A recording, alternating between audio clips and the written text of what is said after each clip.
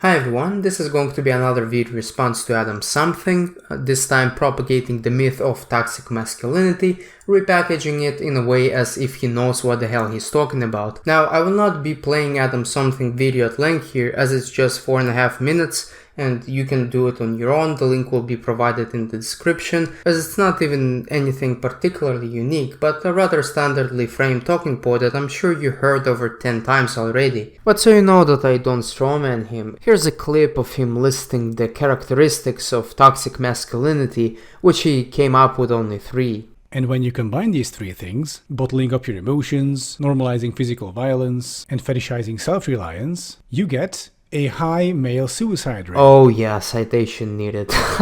Yeah. Of course he presents it just like everything else he does, without any citation or any references, because adamsomething has already probably written over 50 books on this topic and even won a Nobel Prize, not to mention is the head of the APA, and generally proved himself as an expert on this topic. Spoiler alert, he hasn't, as it is evident in his outlook, as he seems to think that the only people who are protesting this are some capital G gamers, while in reality it is well-respected scholars, 12 of which, including feminists and members of the APA, had written a well-built critique on toxic masculinity and the APA in the Quillette magazine that I suggest you to read. But because adamsomething is not aware of any discussions on this topic besides YouTube, Debate Bros and 4chan, he is led to believe that it's people who watched a lot of Sargon of Akkad that are at the front lines of this debate. It also seems like adamsomething is not familiar with the APA's official statement on this topic, where they openly attack masculinity itself, although sometimes masking it as traditional masculinity,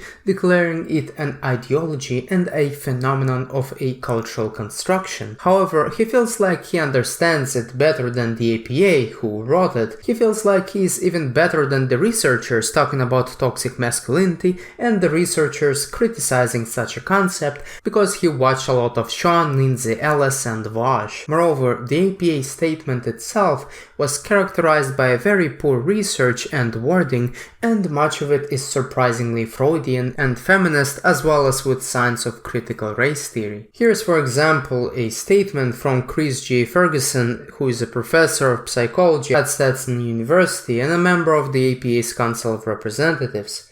Unfortunately, from my view, the APA has a poor track record of biased and scientifically misleading policy statements, including practice guidelines. Usually such statements exaggerate the consistency, quality, and policy applications of a field of study. The APA's statement on violent video games, my own field, does not resemble the actual science, which has not provided good evidence for links with aggression. Other statements on issues ranging from abortion to divisional review of spanking have likewise stoked scientific controversy. In many cases, statements are developed by scholars reviewing their own work and declaring it beyond debate, a clear conflict of interests. At present, the APA's policy statements often read like marketing tools rather than objective reviews. Fixing this will require significant change in how APA policy statements and practice guidelines are developed and reviewed. Until then, they should be regarded with skepticism. Despite this, I'll nonetheless indulge in some of the data presented in that statement, and I will take the hardest one, which comes from this meta-analysis, identifying the characteristics of masculinity that supposedly increase bad mental health outcomes. Here is the list, and right off the bat, we can see just exactly what their attitudes towards masculinity are.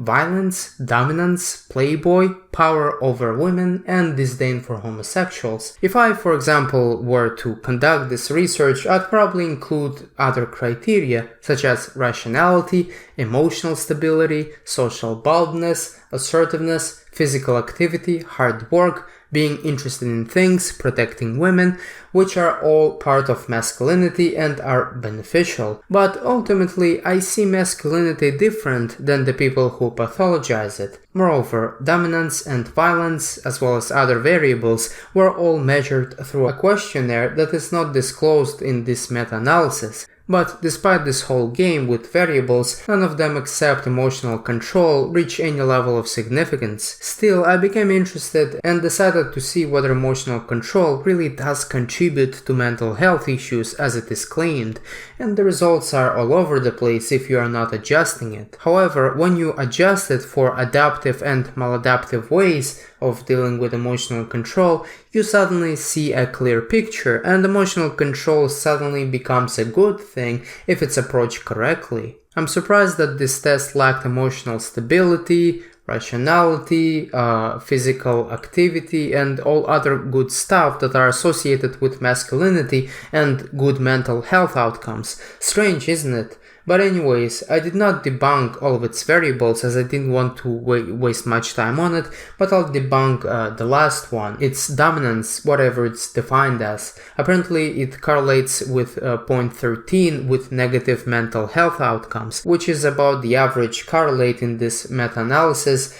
Yet it's really ridiculous considering that dominant people across all studies seem to enjoy better mental health outcomes. This is incredibly weird, especially if you read the first paragraph in the APA statement complaining about males' excessive dominance across all fields. What could they possibly mean by that? And while you're thinking about it, I'll recommend those two Telegram channels, History Memes Official for sharing historical memes and History Quizzes for testing your historical knowledge, and the links will be provided in the description.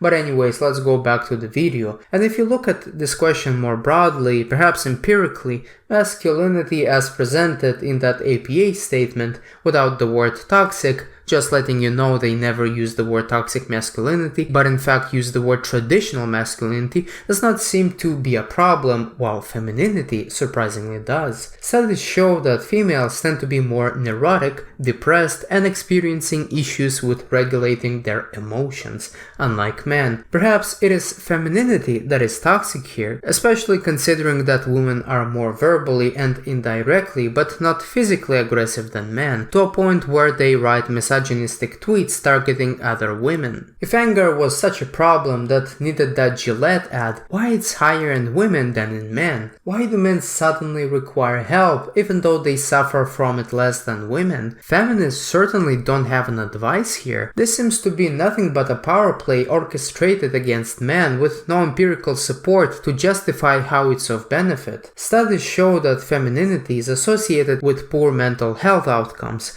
not just across the genders, but also with feminine men. Why should men embrace femininity given those outcomes? Now, it is true that things like self-reliance and playboy variables have a small but a negative correlation with mental health. However, this is only a small factor of masculinity that was included. The real problem with that study is what was included and what was ignored. They viewed masculinity as a form of pathology that needed to be cured.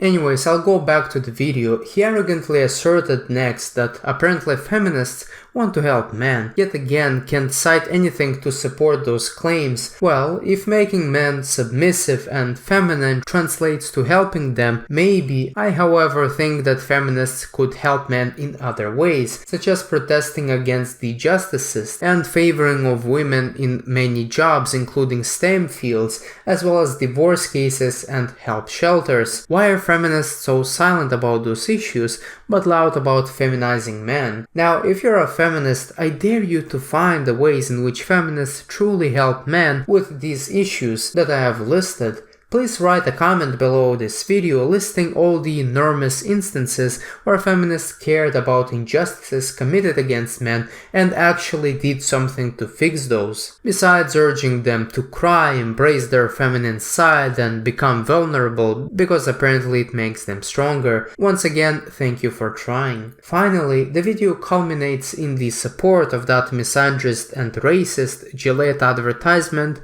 that had made headlines in early 2019, whose premise is that men, and white men in particular, will bullying, sexually assaulting, and talking over women, and they just need to stop. Which presupposes whether toxic masculinity exists or not, black men especially seem to have way less of it in comparison to white men, as they were shown in that video as schooling white men and acting in noble ways, as opposed to whites who are committing all those terrible evils of toxic masculinity. In reality, blacks are committing over 2.5 times more sexual assaults than whites and having a poor impulse control. However, there is one important similarity between this ad, adamsomething's video, the APA statement, and frankly every other article talking about toxic masculinity, and it is the prescription that men should be more like women, and as we have established, it will decrease their overall mental health in addition to decreasing the overall quality of a given society